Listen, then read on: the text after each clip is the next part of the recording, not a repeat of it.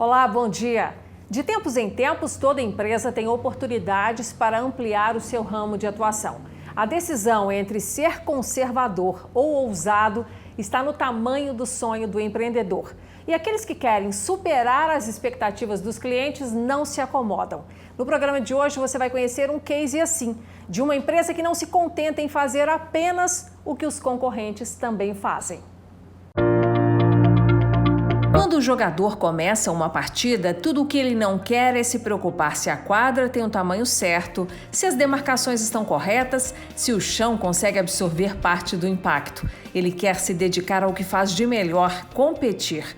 A tarefa de garantir que tudo estará dentro das regras é responsabilidade do José Mardônio, supervisor de obras da Recoma.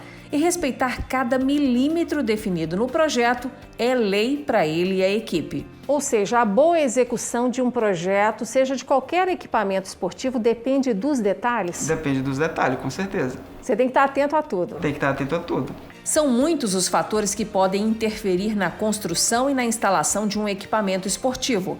Desde o solo ser o menos adequado e não estar devidamente preparado, até o tipo de máquina que é usada para ajustar o terreno durante a obra. Toda obra tem as suas particularidades, né? Você busca o responsável da obra, mostra para ele o que tem que ser feito e o cliente decide. É prática no dia a dia, né? A gente se dedica ao máximo, o mais perfeito possível. A gente vai tentar fazer. A Recoma acumula 42 anos de experiência de mercado. O primeiro negócio da empresa foram os pisos de madeira, usados tanto nas demandas do esporte quanto nos projetos de arquitetura residencial ou comercial. O manejo das madeiras é sustentável e obedece à legislação federal. Na fábrica localizada em Peró, no interior de São Paulo, as estufas computadorizadas fazem a secagem da madeira em busca de maior qualidade e durabilidade. A empresa já instalou mais de 1,5 milhão de metros quadrados de pisos de madeira. De gramados sintéticos e naturais aplicados em áreas esportivas, a soma passa de 1 milhão de metros quadrados. Isso inclui projetos para clubes profissionais e arenas pequenas para quem está começando a treinar. Várias confederações esportivas brasileiras têm na Recoma seu fornecedor oficial de pisos dentro de padrões internacionais. Além dos esportes especializados, a empresa ainda é fornecedora de soluções para o futebol. A demanda do mercado levou a Recoma a se especializar também na construção civil, realizando os projetos de ponta a ponta. Em 2019, a empresa foi contratada pela ONU para construir e instalar equipamentos esportivos para os Jogos Pan-Americanos e Parapan-Americanos de Lima, no Peru.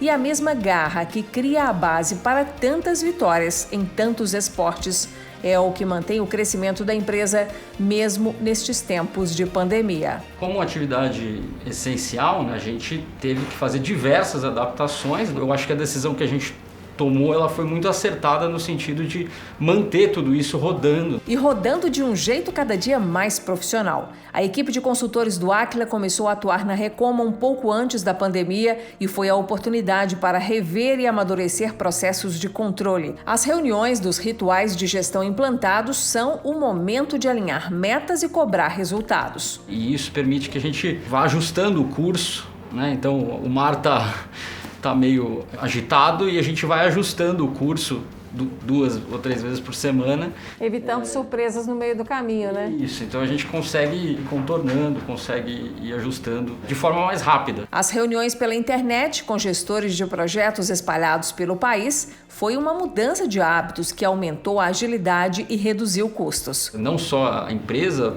melhorou, mas acho que as pessoas também, a partir do momento que você coloca um indicador para cada um, você começa a ter uma questão de comprometimento, de compromisso. Já era uma marca de referência, né? E agora se mostra uma marca de referência em um momento delicado. Lucas é da equipe de consultores que está na empresa desde o começo. Foi um momento do início da pandemia, com muitas incertezas, e a empresa precisava rapidamente virar a chave aí para o digital, em muitos aspectos, né? A reunião que era feita nessa sala passou a ser feita por ferramentas online e todo o acompanhamento das obras feito à distância. Foi surpreendente porque eles se adaptaram muito bem.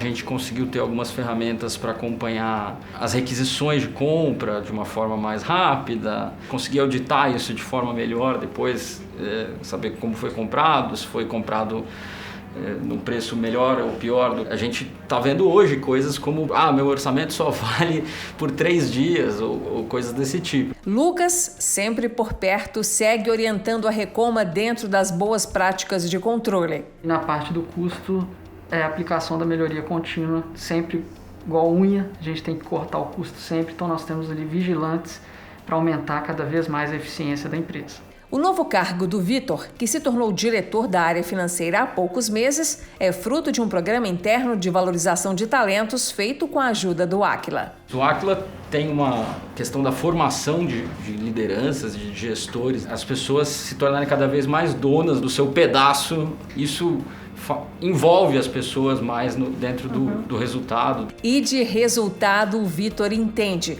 Veja a coleção de medalhas. Ele é Ironman, um triatleta que na mesma competição pratica natação, ciclismo e corrida.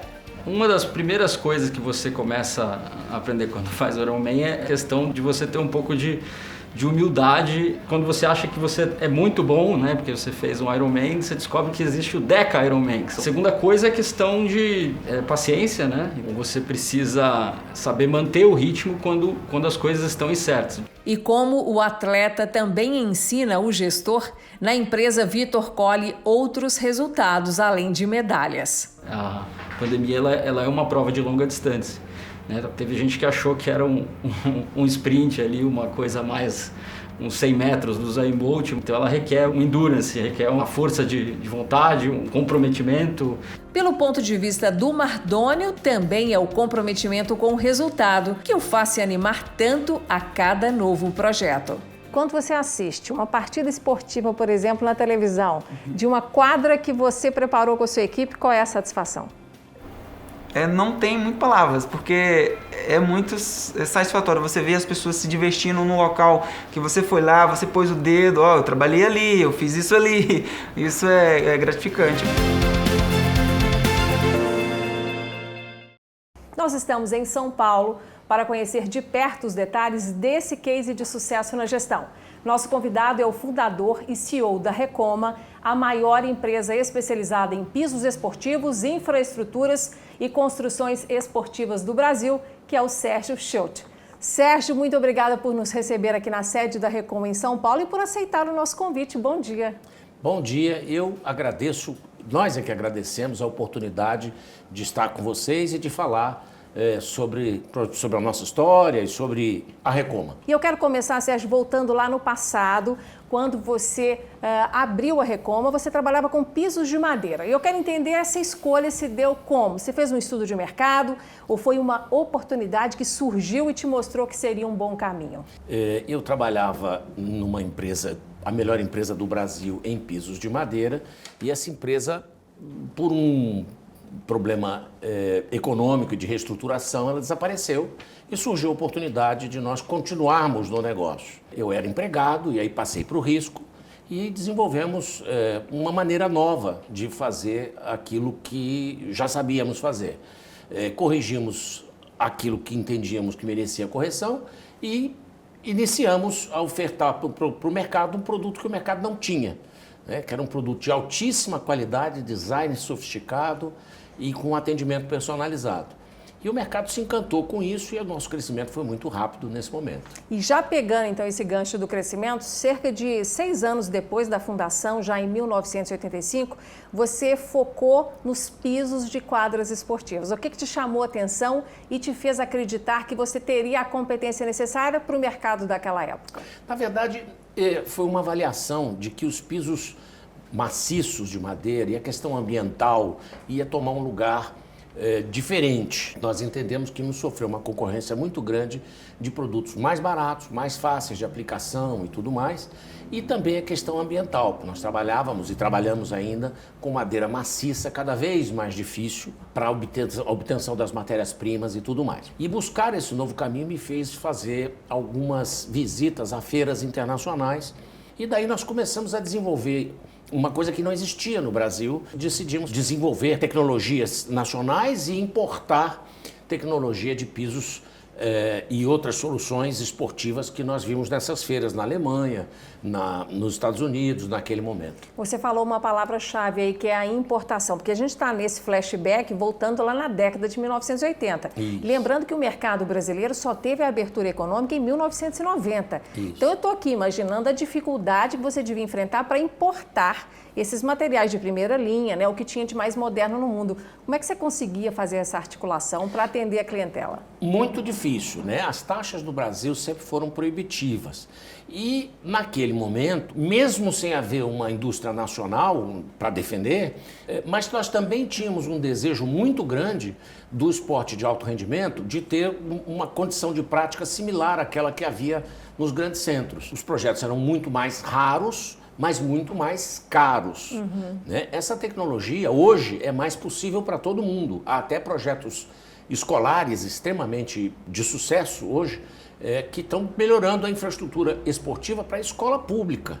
Não acho nenhum exagero dizer que a Recoma é no mercado a empresa que tem a maior capacidade de aprender. Né? A gente aprendeu muito com tecnologia do exterior, na Alemanha, nos Estados Unidos, na Itália, na China.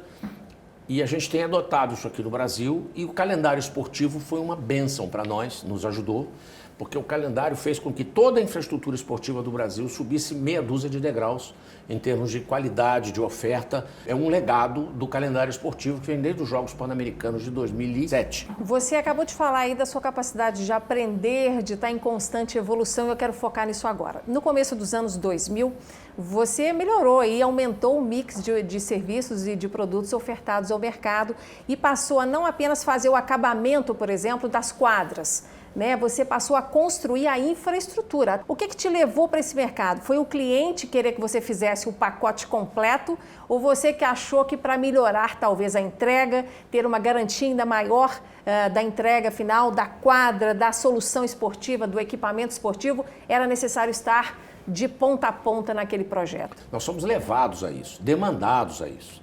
À medida que nós íamos fazer os pisos, descobrimos que as bases não eram apropriadas, não eram bem impermeabilizadas, não eram lisas o suficiente, niveladas o suficiente, as dimensões não eram corretas. E com isso fomos convidados a construir vestiários, alojamentos. E isso tudo veio na esteira do calendário esportivo.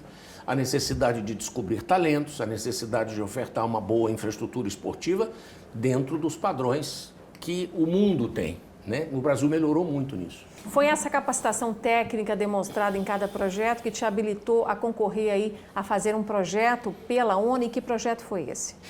Antes da ONU, nós tínhamos feito a Olimpíada. Na Olimpíada, nós fizemos 16 modalidades esportivas, essas que você vê aqui nos painéis, tá certo? E aí surgiu a oportunidade dos Jogos Pan-Americanos de Lima e nós fomos para uma concorrência internacional.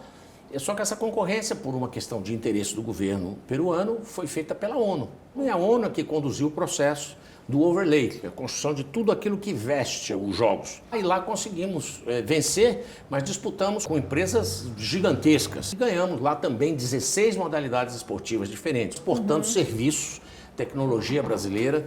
Hoje a Recoma é uma empresa do mundo. Sérgio, aproveitando que você está falando aí em inovações, em novidades, fala dos pisos para o atletismo que você está investindo nesse setor. Nós fizemos mais de 50 pistas de atletismo, das quais 15 são classe 1 ou 2 da IAAF, que é a maior classificação que tem em termos de qualidade. E nos últimos 2 anos desenvolvemos a tecnologia da pista moldada em loco. É como se fosse uma roupa feita sob medida. Com isso, passamos a ser a maior empresa em volume de faturamento e em volume de pistas executadas. Temos também uma pista totalmente pré-fabricada, exatamente igual à pista que é utilizada nas Olimpíadas. Então é nisso que nós trabalhamos na maior evolução, oferecer uma durabilidade maior e uma performance também melhor.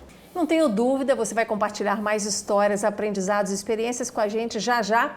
Eu paro aqui para fazer uma chamada para o próximo bloco, quando você vai entender conosco aqui as mudanças que estão em curso na gestão da Recoma. A empresa está aproveitando a redução do ritmo de trabalho causado pela pandemia para investir na estruturação das áreas internas, se preparando para um crescimento ainda maior nos próximos anos. Até já! O Aquila é uma empresa internacional de origem brasileira especializada em gestão por resultados. Temos 450 profissionais com atuação em consultoria, treinamento e tecnologia de gestão.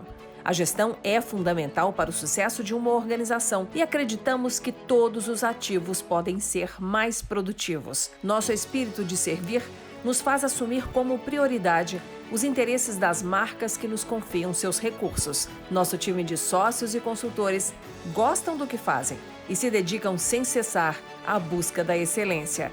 Oferecemos soluções avançadas de gestão para que empresas e órgãos públicos no Brasil e em diversos países ganhem mais eficiência e aprimorem sua performance. Nosso conceito de qualidade: lutar continuamente para entregar o melhor produto e prestar o melhor serviço pelo menor custo. Transforme sua visão de futuro em resultados. Toda empresa deve aprimorar sua gestão. Mesmo em time que está ganhando, dá para melhorar os resultados. Essa é a visão do empresário Sérgio Schilt, fundador da maior empresa especializada em pisos esportivos, infraestruturas e construções esportivas do Brasil. E o Sérgio é o nosso convidado no programa de hoje e estamos realizando esta entrevista na sede da Recoma, na cidade de São Paulo. Sérgio, retomando a nossa conversa, nesse momento da pandemia, ao invés de se lamentar aí pelas restrições, que a Covid-19 impôs a todos os negócios, mais ou menos, você está aproveitando aí para reformular a gestão. E eu quero entender qual foi a primeira demanda que você passou para a equipe de consultores do Aquila, aqui na Recoma, liderada pelo Henrique Massa. A primeira demanda foi para que fizesse um diagnóstico das nossas atividades, para exatamente saber aonde estávamos em termos de gestão. E eu tomei um susto, porque nós tínhamos uma noção perfeita de que havia muita coisa para ser feita e para ser melhorada, mas o diagnóstico foi absolutamente assustador para mim, porque você está no dia a dia, dentro da lata de tinta, todas as cores são iguais, e você não consegue perceber. E você pede um diagnóstico externo, imediatamente eles pinçaram 10, 15 assuntos que a gente realmente, se soubesse, se tivesse percebendo, poderia até ter atuado sobre isso, mas quem detectou foi o diagnóstico que eles fizeram. Foi o diagnóstico. Passa despercebido no dia a dia quem está envolvido na operação, como você, né? Você nem vê.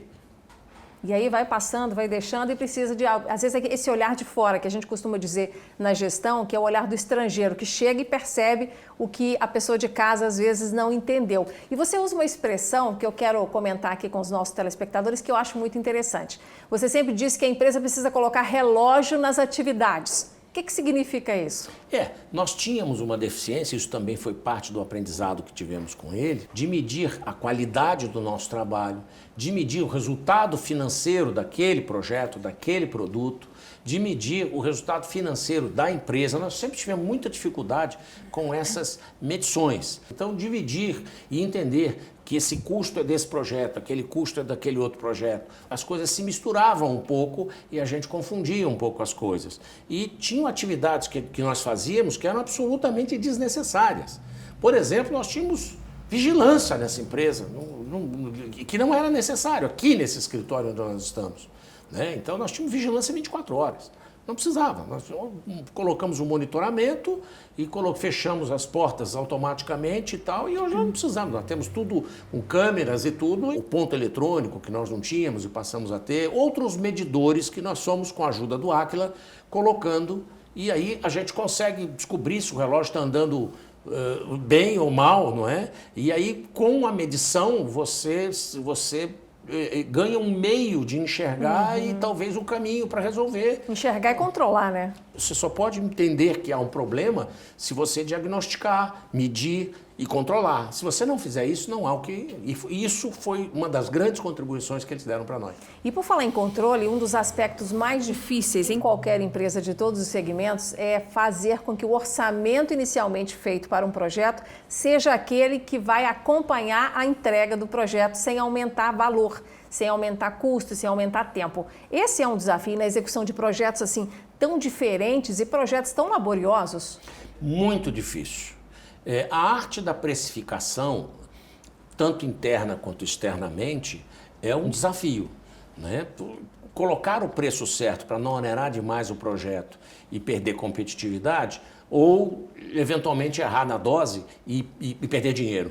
né? Porque essa é uma atividade de risco. Isso a gente está avançando agora, nós estamos conseguindo identificar onde é que estão os nossos maiores problemas, do maior para o menor, e estamos resolvendo esses problemas e melhorando o custo, mas principalmente melhorando a performance da nossa atividade. Hoje, sem a logística, nós não vivemos.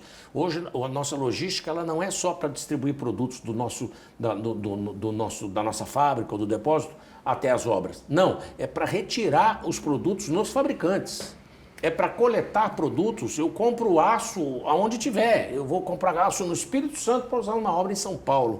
Eu compro uma caixa d'água em São Paulo para utilizar em Macapá. Isso aconteceu com a pandemia. Os nossos fornecedores perderam pernas e nós tivemos que criar pernas nos lugares deles. Nós crescemos grandemente na logística. E Sérgio, eu quero falar agora da sua parceria com o Vitor, o seu filho, que cuida da área financeira do negócio. Vocês dois são os principais líderes, os principais gestores da Recoma. Como é que vocês fazem para dividir a área de atuação e não ficarem batendo cabeça, já que os dois têm assim, uma determinação na condução do negócio? O Vitor tem uma formação espetacular, é uma pessoa muito competente, mas isso também é obra do Áquila.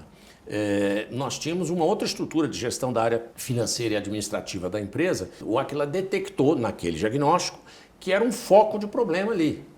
E essa foi uma sugestão que eles encaminharam junto com a gente. Nós chegamos à conclusão de que devíamos fazer isso. Tínhamos uma pessoa com a formação de 4 universidades, uma pessoa com um grande talento para ser desenvolvido, que estava numa função secundária, e eles sugeriram isso. Isso também apressou e começou a encaminhar um desejo meu, que é um desejo de encaminhar a sucessão de alguma forma, tá certo? E o Vitor tem todas as condições para isso, mas não é só o Vitor teve um time de tutores espetaculares. Eu tenho aqui o Márcio Veiga, que é o nosso diretor técnico, hoje está viajando, enfim, que tem uma capacidade absurda de aprender, um sujeito talentoso, talentosíssimo. Nós temos o Otávio, que é um arquiteto espetacular da área esportiva. Nós temos o Marcelo, que é um engenheiro de mão cheia, um sujeito com um talento espetacular para desenvolver obras. Nós temos uma equipe muito, muito boa. Nós tivemos uma premiação para distribuição de resultados no final do ano e nós tivemos muita dificuldade para ranquear isso, porque todo mundo foi tão bem, a performance do ano passado, todo mundo foi tão bem que nós tivemos uma dificuldade enorme para ranquear isso. O Áquila participou disso também. É importante avaliar o mérito das pessoas na construção do resultado, né, Sérgio? Sem eles, nada, né? Eu tenho certeza que eu tenho o melhor time do Brasil em todos os aspectos. No nosso nicho, nós somos realmente uma empresa muito competente. Você citou aí a sucessão, mas você não está pensando em se aposentar. Todo mundo pensa em um dia em pescar, né? Eu não sei pescar ainda, mas está na hora de aprender mais uma coisa, não é? Agora, a gestão, para ser competente e gerar bons resultados, ela depende de alinhamento das lideranças, citando aí você e o seu filho Vitor, mas sobretudo de todos os gestores da empresa. E é por isso que eu quero falar agora, Sérgio, dos rituais de gestão que o Áquila faz questão de implantar nas empresas onde ele presta consultoria, porque sem esse alinhamento, a gestão de fato não sai da estratégia e vai para a prática. Que ganhos que você já percebe nesse alinhamento e nesse compartilhamento de informações de gestão entre os líderes aqui da empresa? Na verdade, nós temos projetos sendo tocados com o Áquila individualmente, então um conjunto de ações dentro da filosofia que o Áquila nos propôs e que nós decidimos adotar. Está havendo um certo compromisso da equipe com o projeto. Então, nós temos tido resultados ainda melhores por conta do compromisso que as pessoas estão assumindo quando fazem os seus projetos. Né? Então, esse compromisso faz com que todos se tornem um pouco donos da área onde você atua. Não é? Isso tem apresentado ganhos expressivos para nós. Teve uma mudança interessante que os consultores me contaram na sua contabilidade, que antigamente fazia uma prestação de contas interna, não aquela que tem que ser feita para o governo, mas que vocês faziam anualmente e passaram a fazer mensalmente. Isso também trouxe uma visibilidade maior para como cada projeto está andando? Vai na linha do relógio, né? Dos relógios, um dos relógios é a contabilidade. Aliás, é o mais importante, porque a empresa tem a função social, tem a função, enfim, tem N funções, mas uma das funções importantes é dar retorno. Ela precisa dar retorno financeiro, econômico. não é? E dessa forma, a única maneira de se saber se está no caminho certo é através dessa medição. E eles apuraram, melhoraram muito a nossa contabilidade. A nossa contabilidade não servia muito como instrumento de gestão. Ela retratava o passado, né? A nossa contabilidade. Agora, a nossa contabilidade é fechada mensalmente e com isso a gente consegue acompanhar o presente da atividade, né?